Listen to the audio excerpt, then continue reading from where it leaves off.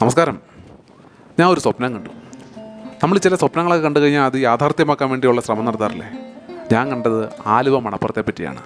അങ്ങനെ വണ്ടി കയറി ആലുവ മണപ്പുറത്തേക്ക്. സൂര്യൻ ഉദിക്കുന്നേ ഉണ്ടായിരുന്നുള്ളൂ. അങ്ങനെ പെരിയാറിൻ്റെ ആ ഒരു കുളിരൊക്കെ അറിഞ്ഞ് ഈ തണുത്ത പ്രഭാതത്തിൽ ആലുവ മണപ്പുറം ലക്ഷ്യമാക്കി നടക്കുകയാണ്. ദൂരെ കുങ്കുമ നിറമാർന്ന ആ ഒരു സൂര്യോദയം എത്ര മനോഹരമായിരുന്നു. ഇത് മാർത്താണ്ഡവർമ്മ പാലമാണ്. 1940 ജൂൺ 14 സ്ഥാപിക്കപ്പെട്ട പഴയ പാലത്തിന് ചില കേടുപാടുകളൊക്കെ ഉണ്ടായതിനെ തുടർന്ന് അതിന് സമാന്തരമായിട്ട് തിരുവിതാംകൂർ രാജവംശം സംഭാവന ചെയ്ത് 2002 ജൂൺ 22 ഉദ്ഘാടനം ചെയ്യപ്പെട്ട പാലമാണ്. അതായത് നമ്മുടെ പെരിയാർ നദിയിലുള്ള ആലുവ മണപ്പുറത്തെ കരയുമായി ബന്ധിപ്പിക്കുന്ന ഒരു പ്രധാന നിർമ്മിതി എന്ന് തന്നെ വിശേഷിപ്പിക്കാം.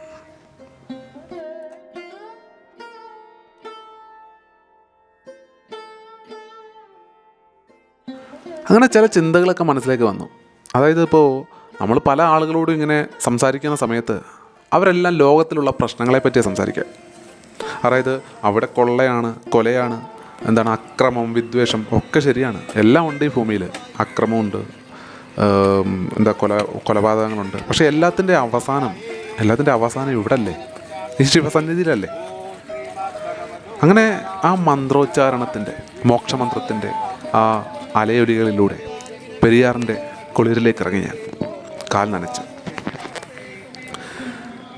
അമാവാസി നാളിൽ കോടാനുകോടി പിതൃക്കൾക്ക് അന്നം നൽകുന്ന ശിവസന്നിധിയാണിത്.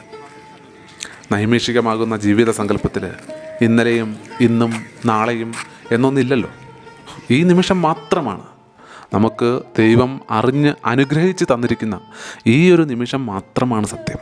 അത് മാത്രമാണ് നമുക്കറിയാൻ കഴിയുക, അനുഭവിക്കാൻ കഴിയുക. ഒന്നായി ഒഴുകി വന്ന് ഇരുവഴിയിൽ പിരിയുന്ന മംഗളപ്പുഴയും പെരിയാറും അവരുടെ ഹൃദയത്തിലാണ് ഈ ശിവക്ഷേത്രത്തിൻ്റെ സ്ഥാനം. കേരളത്തിലുണ്ടാകുന്ന മഴക്കാലത്തെപ്പറ്റി എല്ലാവർക്കും അറിയാമല്ലോ. ആ ഒരു സമയത്ത് ചില ദിവസങ്ങളിൽ ഇവിടേക്ക് ആർക്കും വരാൻ കഴിയുകയില്ല. കാരണം മൊത്തം വെള്ളത്തിലാവും. കഴിഞ്ഞ പ്രളയത്തിനൊക്കെ അത് അനുഭവിച്ചവരാണ് കൂടുതലും. എങ്കിലും ഈ ഭംഗി ഇവിടെ തന്നെ എപ്പോഴും ഉണ്ടാകും. ഇങ്ങനെ കുറേ നേരം വരുന്നു. കണ്ട സ്വപ്നം യാഥാർത്ഥ്യമാക്കിയതിൻ്റെ സന്തോഷത്തിൽ തിരികെ നടന്നു. കൊച്ചിയിൽ കുറച്ച് ആവശ്യങ്ങളൊക്കെ ഉണ്ടായിരുന്നു. അതെല്ലാം കഴിഞ്ഞതിന് ശേഷം പണ്ട് മുതൽ തന്നെ പലപ്പോഴും ഈ ബിനാലെ കാണാനായാലും മഹാരാജാസിൽ വരുമ്പോഴായാലും അല്ലെങ്കിൽ മറ്റ് പല ആവശ്യങ്ങൾക്കായിട്ട് വരുമ്പോഴും മറക്കാതെ ഒന്ന് നടക്കാൻ ആഗ്രഹിക്കുന്ന, അല്ലെങ്കിൽ ഒന്ന് കാണാൻ ആഗ്രഹിക്കുന്ന, ഇരിക്കാൻ ആഗ്രഹിക്കുന്ന ഈ മറൈൻ ഡ്രൈവിൽ വീണ്ടും എത്തപ്പെട്ടു. അങ്ങനെ വെറുതെ അങ്ങോട്ടും ഇങ്ങോട്ടും നടക്കുക. പിന്നീട് മടുക്കുമ്പോൾ ഈ കായലിലേക്ക് കാല് നീട്ടിയിരുന്ന് ദൂരെ പോകുന്ന കപ്പലുകൾക്ക് ടാറ്റ പറയുക. അതൊക്കെ പണ്ടത്തെ ചില നേരം പോക്കുകളായിരുന്നു. ഇപ്പോഴും അങ്ങനെയൊക്കെ ചെയ്യുമ്പോൾ ഒരു സന്തോഷം.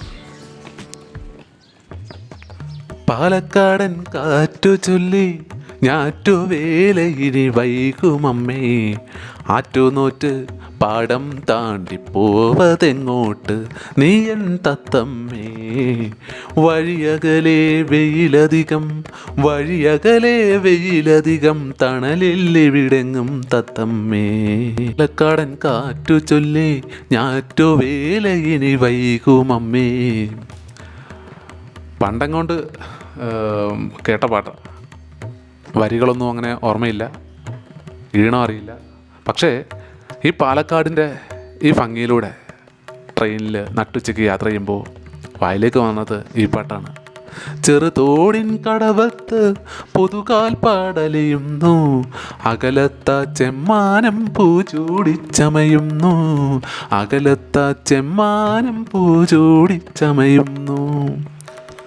കേരളത്തിൽ പാലക്കാട് ജില്ലയുടെ കിഴക്ക് ഭാഗത്ത്, കേരളത്തിൻ്റെ കിഴക്കൻ അതിർത്തിയിൽ പശ്ചിമഘട്ടത്തിലുള്ള വിടവാണിത്, പാലക്കാട് ചുരം.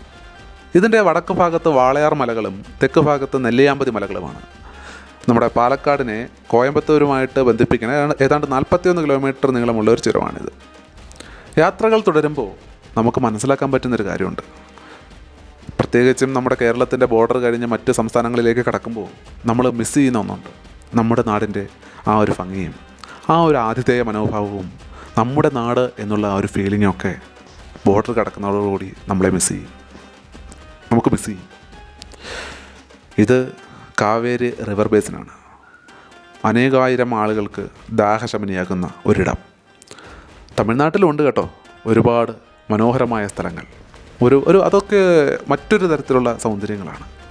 എന്താ പറയുക, ഒരു ഹിസ്റ്റോറിക്കൽ, ആർക്കിടെക്ചറൽ, അങ്ങനെയൊക്കെ ആ ഒരു ടെക്സ്ചറിലുള്ള ചില നിർമ്മിതികൾ, ചില ഇടങ്ങൾ, ചില ഗ്രാമങ്ങൾ. യാത്ര തുടരാം നമുക്ക് അങ്ങനെയുള്ള പല ഭാഗങ്ങളും പല നാടുകളും തേടി. എന്തായാലും പോകുന്നതിന് മുമ്പൊന്ന് സബ്സ്ക്രൈബ് ചെയ്യാൻ മറക്കല്ലേ. ബൈ.